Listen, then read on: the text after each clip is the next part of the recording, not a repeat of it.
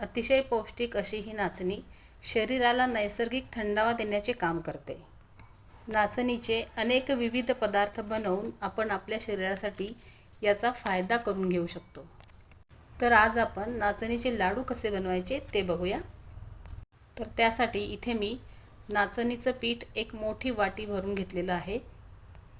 तुम्ही कुठलाही एक कप किंवा वाटी ह्याच्यासाठी सेट करू शकता. त्यानंतर याच्यामध्ये घालण्यासाठी मी अर्धी वाटी इतके काजू आणि बदाम घेतलेले आहेत. अर्धी वाटी तूप घेतलेलं आहे मी इथे. त्यानंतर पिठी साखर अर्धी वाटी. ज्या वाटीने आपण पीठ मोजून घेतलं आहे नाचणीचं त्याच प्रमाणात मी हे प्रमाण सांगते आहे. त्यानंतर अर्धी वाटीलाही कमी मी इथे गव्हाचं पीठ घेतलेलं आहे. गव्हाच्या पिठामुळे या लाडूला एक बाइंडिंग छान येणार आहे. त्याचप्रमाणे त्याची टेस्ट पण अजून वाढणार आहे. अतिशय कमी साहित्यामध्ये पण खूप पौष्टिक लाडू आज आपण बनवणार आहोत.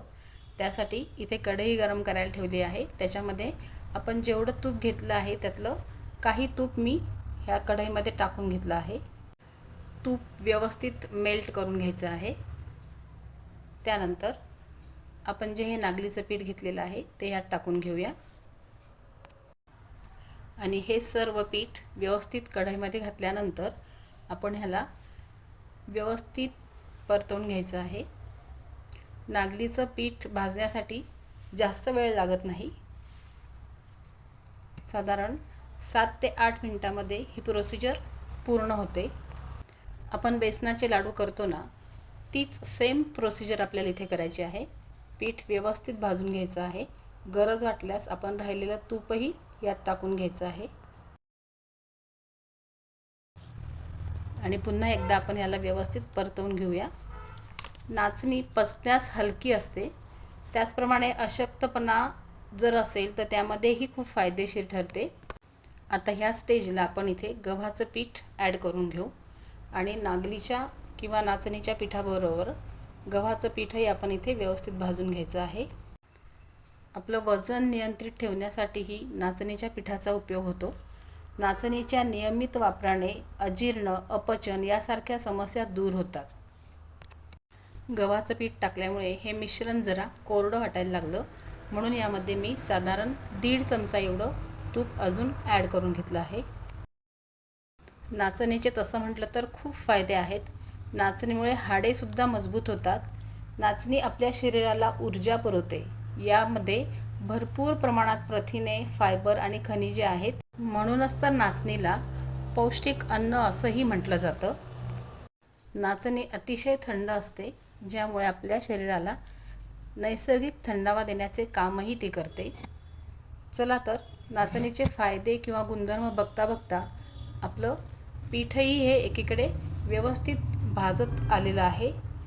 सुरुवातीला अगदी कोरडं कोरडं वाटणारं हे पीठ आता बऱ्यापैकी ओलसर वाटायला लागलेलं आहे. म्हणजेच पिठातनं तूप सेपरेट व्हायला लागलेलं आहे. तर या पद्धतीने साधारण अजून आपल्याला 2 ते 3 मिनिट पीठ व्यवस्थित भाजून घ्यायचं आहे. छान परतून घेऊया आपण याला. गव्हाचं पीठ घातल्यामुळे हे पीठ भाजत आलं की याला छान खमंग असा सुवास येतो. तर बघा आपलं पीठ इथे व्यवस्थित भाजून झालेलं आहे. याच्यातनं तूप पूर्णपणे सुटायला लागलेलं आहे. म्हणजेच आपलं पीठ बऱ्यापैकी भाजून झालेलं आहे. तुम्ही बघू शकता व्यवस्थित तूप सुटल्यामुळे याचा खमंग वास घरभर दरवळतोय आणि आता पीठ आपलं भाजून झालेलं आहे. आता हे भाजून झालेलं पीठ आपण एका मोठ्या ताटामध्ये थंड करण्यासाठी काढून घेऊया. आता हे पीठ आपण या ताटामध्ये काढून घेऊ. पसरट भांड्यामध्ये किंवा ताटामध्ये काढल्यामुळे हे गरम पीठ जे आहे हे लवकर थंड होईल. आता हे पीठ आपण व्यवस्थित एकसारखं सगळीकडे पसरवून घेऊ की ज्यामुळे ते लवकर थंड होईल. आता आपण हे साईडला थंड करण्यासाठी ठेवून घेऊया आणि पुढची प्रोसिजर बघून घेऊ. तर या ठिकाणी मी एक मिक्सरचं जार घेतलेलं आहे. त्यामध्ये आपण जे काजू बदाम घेतले आहेत ते याच्यामध्ये टाकून घेऊया. तुम्ही तुमच्या आवडीप्रमाणे कोणतेही ड्रायफ्रूट्स याच्यामध्ये ॲड करू शकता. हे बघा, या ठिकाणी मी हे बारीक करून घेतलेलं आहे. खूप जास्तही बारीक करायचं नाही, साधारण दरदर असं जाडसर ठेवायचं आहे. आता आपण हे पीठ बघून घेऊया. पीठ पण छान थंड झालेलं आहे. अगदी थंड किंवा जास्ती गरम पण ठेवायचं नाही, कोमट असं पीठ असेल त्याच वेळेस आपण हे पुढची प्रोसिजर करण्यासाठी घेणार आहोत. आता ह्याच्यामध्ये आपण जे काजू बदाम दळून घेतलेले आहेत ते टाकून घेऊ.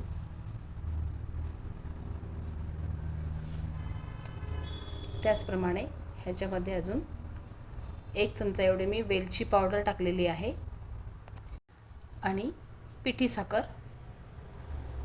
ह्यात टाकून घेऊया. आणि हे सर्व आपण व्यवस्थित मिक्स करून घेऊ. सुरुवातीला आपण हे उचटण्याच्या सहाय्याने मिक्स करून घेऊया. त्यानंतर व्यवस्थित मिक्स होण्यासाठी, अगदी एकजीव होण्यासाठी आपण हाताने हे व्यवस्थित मिक्स करून घेऊ. साखर आणि नाचणीचं पीठ व्यवस्थित एकजीव झालं पाहिजे. हे बघा, या पद्धतीने आपण व्यवस्थित सगळं मिक्स करून घेऊया. आता हे छान व्यवस्थित मिक्स झाल्यानंतर आपण लाडू वळायला घेऊया. गव्हाचं पीठ याच्यामध्ये आपण ॲड केल्यामुळे लाडू सहज वळले जातात. छोटे छोटे आपल्याला पाहिजे त्या साईजमध्ये आपण ह्याचे लाडू वळून घेऊ शकतो. आता ह्याच्यावर आपण एक काजू लावून घेऊया. खूप छान पौष्टिक, सुंदर आणि साधारण 15 दिवस ते महिनाभर टिकणारे लाडू तयार होतात. हे बघा, या पद्धतीने अजून एक लाडू मी करून दाखवते. तर दुसराही लाडू मी या पद्धतीने करून दाखवला आहे. याच पद्धतीने आपण सर्व लाडू करून घ्यायचे आहे. बघा, छान वाटतोय की नाही? चला तर मग बाकीचे सर्व लाडू आपण करून घेऊया. हे बघा, तर आपल्या इथे सर्व लाडू तयार झालेले आहेत. या पद्धतीने मी इथे सर्व लाडू करून घेतलेले आहेत. तुम्ही बघू शकता, लाडूचा कलर पण छान आहे आणि सगळ्यात महत्त्वाचं म्हणजे अतिशय पौष्टिक, चवीलाही खूप छान लागतात हे लाडू. जरूर करून बघा.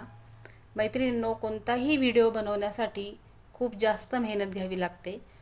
त्यासाठी फक्त तुमच्या एका कमेंटची गरज असते. तर जरूर कमेंट करा, सबस्क्राईब करा, म्हणजे पुढचे नवीन व्हिडिओ टाकण्यासाठी आम्हाला प्रेरणा मिळेल.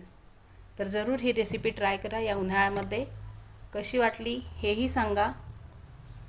आवडल्यास आपल्या मित्रमैत्रिणींना शेअर करा, लाईक करा, सबस्क्राईब करा. पुन्हा भेटूया अशाच एका नवीन रेसिपीसह. तोपर्यंत हेल्दी खा, हेल्दी रहा. Bye bye.